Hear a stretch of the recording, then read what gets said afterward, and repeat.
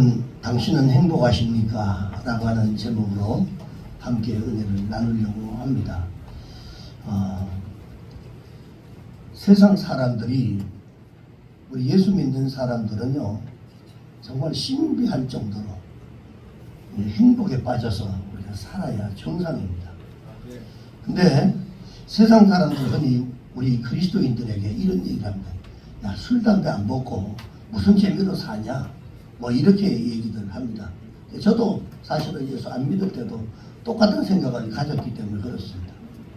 그런데 우리는 반대로 그 사람들한테 너희들이 예수 안 믿고 무슨 재미로 사느냐 이렇게 질문을 할 정도로 우리가 살아야 됩니다. 근데 예수 믿는 사람들 가운데서도 예수 믿기 때문에 행복하기보다는 오히려 예수 믿는 것을 큰 짐으로 여기며 사는 사람들이 너무 많이 있습니다. 아, 오늘도 교회 가야 되나? 오늘도 뭐 이렇게 해야 되나? 뭐 이런 생각을 갖고 살아가는 사람들이 너무 많다는 거죠. 믿자니 안 믿자니 여러분 불안하고, 믿자니 너무 힘들고, 그리고 갈등하는 이런 성도들이 사실은 있습니다. 근데 어떤 사람은 믿으면은 별 문제가 없어요. 아, 저 사람은 정말 믿으면 참 괜찮다. 그런데 신앙생활에 행복을 모르고 살아가는 사람들이 있어요. 신앙에는 별로 문제가 없는데. 근데 구원의 확신도 있고 성경적으로나 삶에 있어서 전혀 문제가 없습니다. 하지만 신앙에 참된 행복을 누리지 못하며 살아가는 사람들이 있다는 거예요. 여러분, 우리는 여러 가지 뭐 봉사도 하고, 그리고 하나님의 말씀을 통해서 교육도 받고, 그리고 훈련들 다 신앙생활할 때는 어떻게 해야 되고, 남을 섬기는 데는 어떻게 섬겨야 되고, 뭐 이런 훈련들을 다 받았음에도 불구하고 왜 신앙생활에 행복을 누리지 못하는 걸까? 이런 생각을 해봅니다. 그런데 오늘 본문의 말씀 보니까요, 이 말씀은 아버지의 사랑이 그 속에 있지 않기 때문이다라고 결론을 내줍니다. 나는 하나님 그 사랑이 내 속에 있는데 라고 생각할 그런 분들도 있을 겁니다. 그런데 이 말에는 아버지의 사랑이 그 속에 있지 않기 때문이라고 하는 이 오늘 본문의 말씀처럼 오늘 이 말씀에는 두 가지 의미가 있습니다. 자, 하나는 하나님으로부터 받는 사랑을 모르고 있는 것, 그럴 수 있다는 거죠. 아, 내가 지금 하나님으로부터 얼마나 많은 사랑을 지금 받고 살아가는 존재인가를 모르고 있는, 그리고 신앙생활을 하는 사람들이. 또 하나는 내가 하나님을 사랑하지 않고 있다라고 하는 증거입니다. 나는 하나님을 사랑하는데 라고 생각을 할 수 있지만, 사랑한다고는 말하지만 흉내내는 사랑, 진심이 없는 사랑, 간절하게 정말 보고 싶고 그리워하고 하는 이런 사랑이 그 속에 없기 때문에 하나님의 사랑을 느끼지 못하고 살아간다라고 성경은 말합니다. 그래서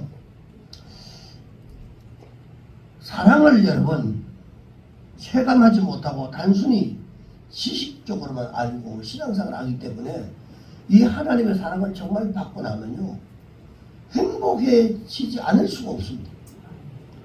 그래서 사랑을 말할 수는 있어도 사랑을 느끼거나 실천을 할 수가 없는 거예요. 여러분, 그래서 성도는 사랑을 통해서 행복해지는데 사랑을 받지도 못하고, 그게 왜 하나님이 나를 지금 사랑하고 있다라고 하는 사실을 내가 지금 느끼지 못하기 때문에 그 사랑이 내게 오는 줄 모른단 말이죠. 그리고 이 사랑을 받지 못하고 느끼지도 못하고, 그러니까 결국은 이 사랑을 다른 사람에게 줄 수가 없습니다. 주지도 못하고. 그렇기 때문에 행복하지가 않습니다. 여러분, 기도원 가서 기도 열심히 하고 나고 하나님 막 만나고 오면, 내려오면 어지간한 잘못된 것 그냥 오케이 다 통과. 괜찮다고. 옛날에는 그거 왜 그러느냐라고 이렇게 지적하는 것들을 그래 그럴 수 있지. 다 이렇게 변하는 거예요. 왜? 자신이 하나님의 사랑을 체험하고 나면 그 사랑이 다른 사람들에게 반드시 전달되게 되어 있단 말이죠. 여러분, 하나님의 사랑을 여러분 받아보셨습니까? 받아보셨어요?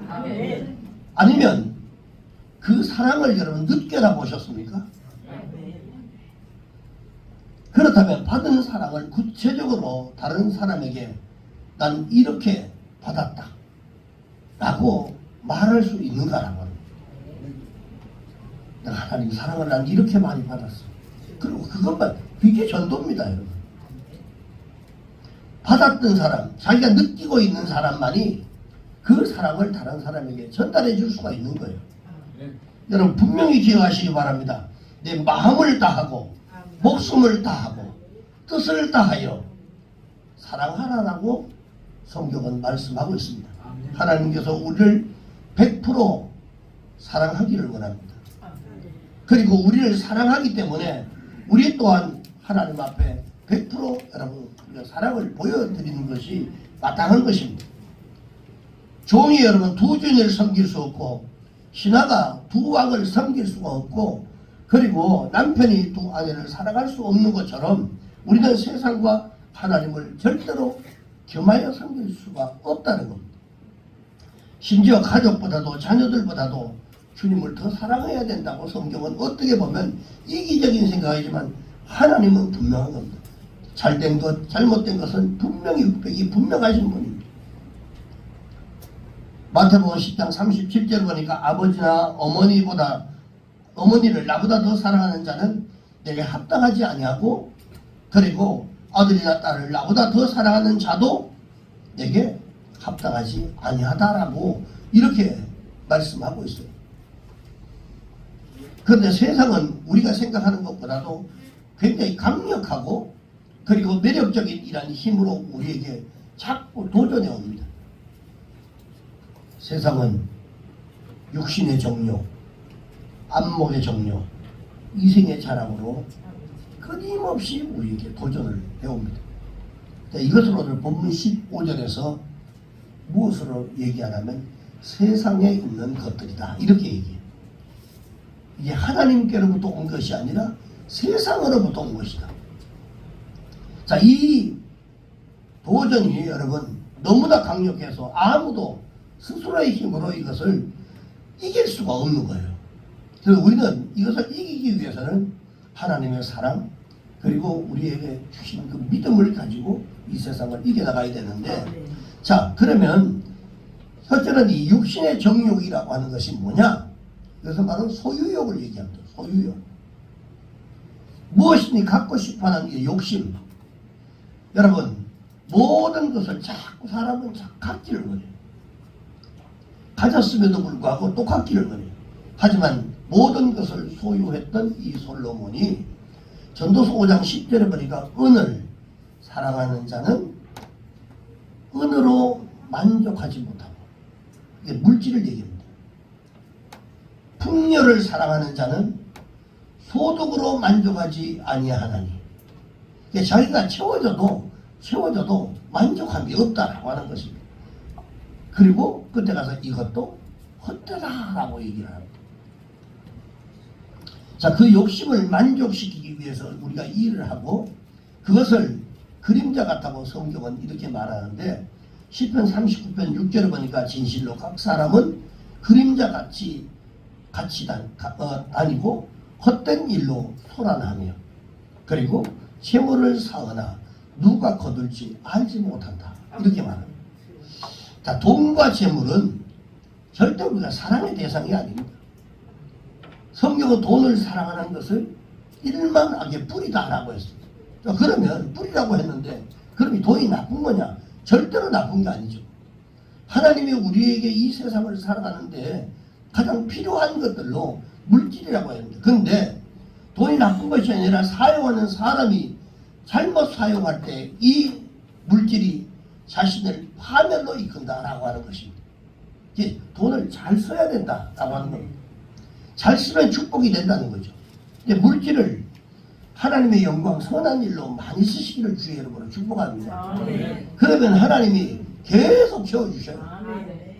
그래서 오늘이 바로 맥주 감사주일인데 여러분 하나님 앞에 아낌없이 하나님 앞에 드리면 하나님은 또 그것을 비워주는 것이 아니라 더 많은 것도 30배, 60배, 100배로 채워주십니다. 믿으시기 바랍니다. 자, 자신이 번 돈을 세상에 많은 사람, 자신이 번 돈을 여러분 자신이 다 쓰고 가는 사람이 한 사람도 없습니다. 과도히 아껴도 그것이 내 것이 되지 않습니다. 선한 일로 여러분 마음껏 사용하고 나누고 베푸시는 여러분 되시기를 바랍니다. 두 번째는 이 안목의 정욕입니다.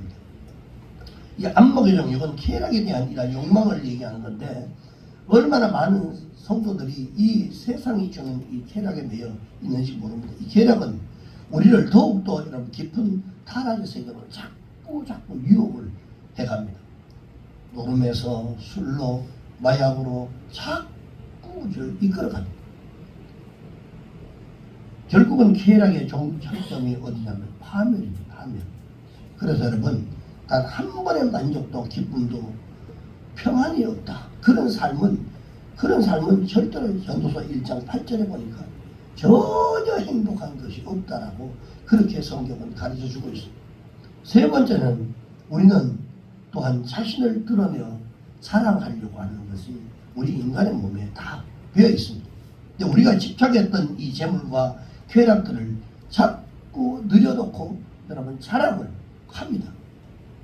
그런데 우리가 여러분 이 자신들의 목숨을 걸고 모았던 것들을 자꾸 뽐내고 대부분의 이런 사람들은 뭘 하냐면 다른 사람의 자랑을 들어주기보다는 자기 자랑을 자꾸 드러내려고 합니다.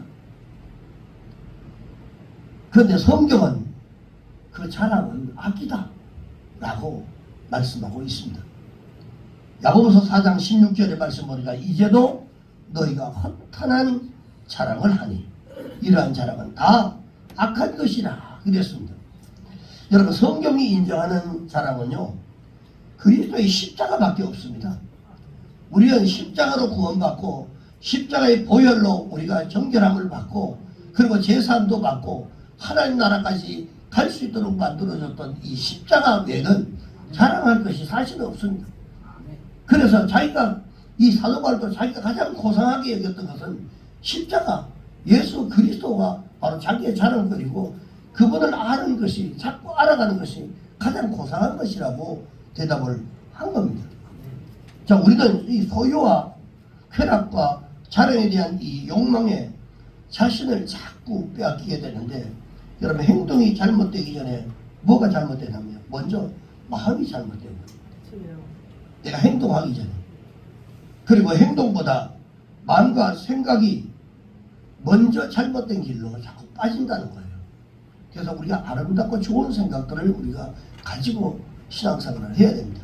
하나님을 향해야 할 그 마음이 세상으로 향하게 되어서는 하나님을 사랑하는 것은 나중에 일이 되어버리게 되는데 결국은 우리가 세상에 쫓아 살다 보면 하나님 섬기고 하나님 사랑하고 예배하는 것은 뒷전이 될 수밖에 없다는 말이죠.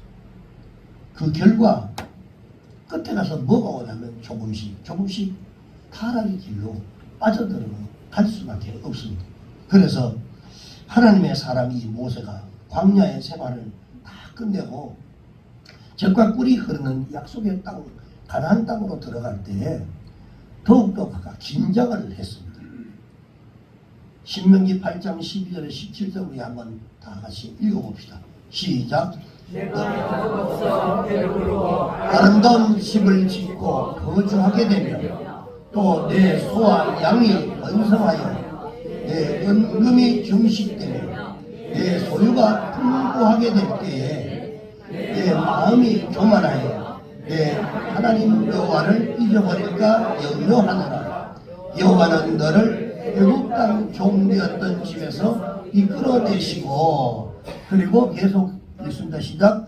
너를 인도하여 그 광대하고 위험한 광야 곧 불뱀과 정갈이 있고 물이 없는 간조한 땅을 지나게 하셨으며 또 또 너를 위하여 단단한 반석에서 물을 내셨으며 내 조상들도 알지 못하던 만나를 광야에서 내게 먹이셨다니 이는 다 너를 낮추시며 너를 시험하사 마침내 내게 복을 주려 하심이었느니라. 그러나 내가 마음에 이르기를 내 능력과 내 손의 힘으로 내가 이 재물을 얻었다 말할 것이라. 아멘. 자, 모세는 좋은 집, 좋은 삶의 이런 조건들을 가지고 많은 재물들을 얻게 되면 혹시나 하나님을 잊어버릴까 염려스러웠던 거예요. 약속의 땅 가나안 땅에 이 백성들이 들어가게 되면 이제는 됐다 하고, 그리고 그렇게 광야에서 힘들게 하나님을 찾지 않으면 안 되는 이런 광야 생활 40년 동안에 살아왔던 이 정신과 완전히 달라진다는 거예요.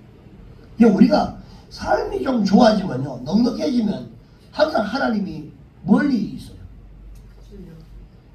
하나님이 축복해 주시면 더 하나님 더 가까이 가서 그 축복을 지키고 더 많이 누릴 수 있어야 한단 말이죠.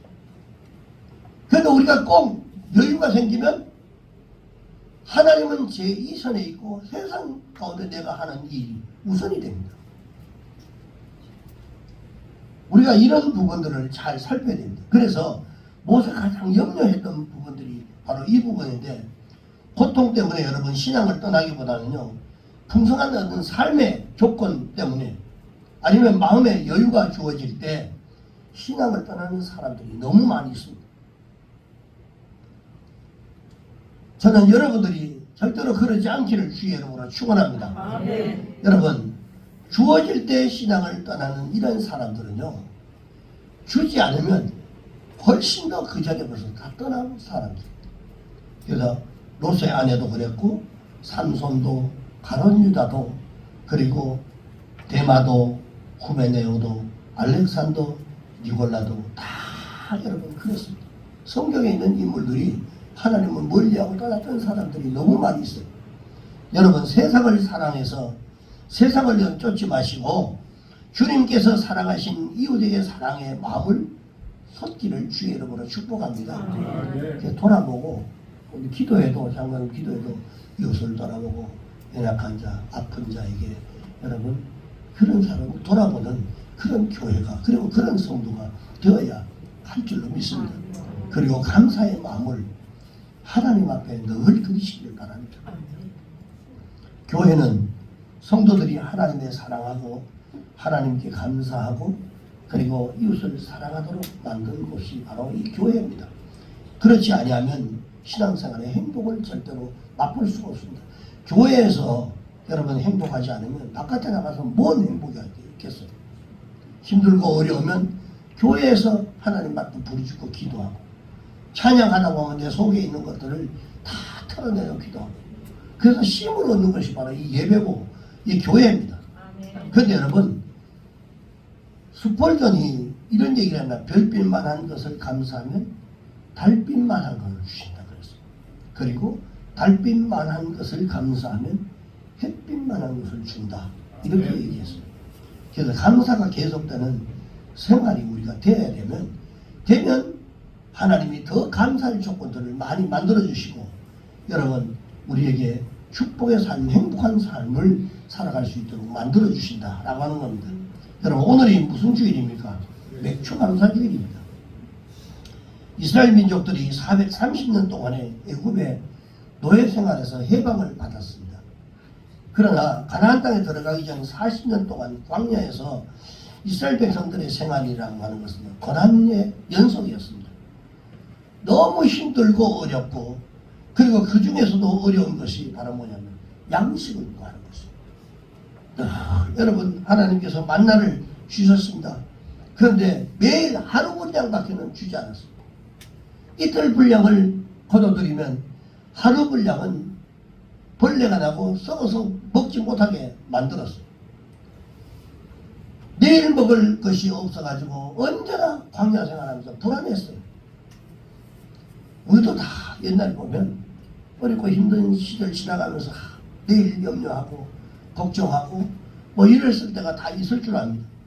그런데 여러분, 그래서 이 이스라엘 백성들의 소원이 뭐냐면 약속의 땅 가나안 땅에 들어가면 자신들의 손으로 농사를 해가지고 매일 먹을 것을 저장해놓고 안정된 가운데 살기를 그렇게 소원했어요. 가난한 사람들은요, 그래도 먹을 거 없는 사람은 먹을 거라도 좀 실컷 먹어갔으면 좋겠다, 이런 생각을 갖는 것이 당연한 건데 이스라엘 백성들도 마찬가지였어요.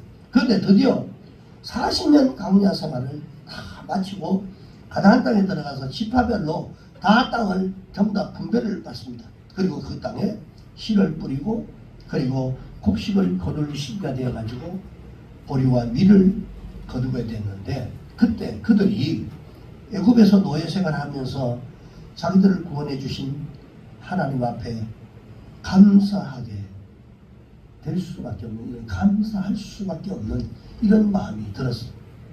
그래서 그들이 함께 모여가지고 우리가 첫 열매를 하나님 앞에 은혜로 드리자, 이제 이렇게 의논을 하면서 자신들이 그렇게 소원했던 것을 이루어 주신 하나님 앞에 첫 열매를 드려가지고 올려드리는, 이것이 바로 맥주 감사절입니다. 사람들은 내일을 모르고 오늘 어떤 일이 생기면 염려하고 불평하기 쉽지만 하나님은 모든 것을 아시고 당신의 자녀들에게 합력하여 손을 이루게 해주신다는 사실을 잊지 않기를 바랍니다. 여러분, 감사하는 만큼 축복이 옵니다. 그리고 부모도 감사를 아는 자식에게는 여러분 더 주고 싶은 것이, 뭘 조금 줘도 쟤는 늘 감사합니다, 고맙습니다, 늘 이러면 부모도 더 주고 싶은 게 아니겠어요? 그래서 우리 가정이라고 하는 것을, 천국이라고 하는 것을 만들어 놓고 거기에 부모를 세우고 그 자녀들과 부모와의 관계를 통해서 하나님의 천국의 삶을 보여주고, 그 다음에 부모를 통해서 하나님의 마음을 알게 하고 자녀를 통해서 이스라엘의 내 삶을 돌아보게 하는 것이 가정입니다. 여러분, 그래서 하나님은 기쁨으로 감사하는 자에게 그 위에 또 감사의 축복을 반드시 여러분 더 임하게 만들어 주신다는 거예요. 여러분, 감사는 아무나 하는 게 아닙니다. 예수 믿는다고 다 감사하는 거 아닙니다. 여러분, 분명히 아시기 바랍니다. 물질에 여유가 있다고 하나님 앞에 헌금 드리는 거 여러분 절대로 아닙니다. 저 사람은 많기 때문에 그래도 그 중에 일부분 해가지고 뭐 부담 없이 하나님 앞에 드린다, 천만에 그거 아닙니다. 믿음 없이는 절대로 하나님 앞에 헌금은 1,000원짜리 한 장도 드릴 수가 없는 거예요. 물질에 좀 늘려도 여러분 믿음 있는 성도는요, 부족한 중에도 다 구별해가지고 하나님 앞에 드려요. 이게 믿음의 문제입니다. 믿음의 문제예요. 그래서 물질로 감사하면 물질로 하나님 부어주시고, 몸으로 시간으로 여러분 감사하면 점진적으로 하나님의 축복이 임한다는 사실을 여러분 꼭 기억하시기 바랍니다. 자, 이러한 감사와 헌신의 마음을 자녀들에게 보여주는 것은요, 무엇보다도 대단히 중요한 일이다 라고 하는 겁니다. 자녀가 소유욕, 과시욕, 그리고 쾌락욕에 사로잡히지 않도록 주님을 향한 그 사랑을 여러분들이 보여주셔야 돼요. 자녀들은 그거 보고 그냥 그대로 따라합니다. 그래서 자녀들에게 여러분 이것을 보여줘야 되는데, 여러분들의 자녀들도 부모의 행복한 이런 신앙의 삶을 흠모하면서 나도 우리 어머니 아버지처럼 저렇게 는 신앙생활을 해야지 라고 하는 그 길을 여러분 보여주시기 바랍니다. 그리고 이러한 모습들을 통해서 그 길을 기꺼이 따라갈 수 있도록 자녀들에게 본을 볼 수 있도록 여러분들이 하셔야 됩니다. 자, 이 세상의 모든 것들은 다 없어져 버립니다. 그런데 여러분, 따라서 이 세상의 것들에 집착했던 우리들의 모든 바램과 욕심과 그리고 욕망도 다 사라져 버릴 겁니다. 그러나 오직 하나님의 뜻을 행하는 자는 영원히 남게 될 줄로 믿습니다. 여러분 모두가 나를 사랑하사 나를 위해 독생자를 주신 바로 그 하나님과 동거함으로써 만족과 기쁨과 평안을 누리는, 그리고 행복하고 그리고 복 있는 인생의 주인공들이 다 되시기를 주님의 이름으로 축원합니다. 기도하겠습니다.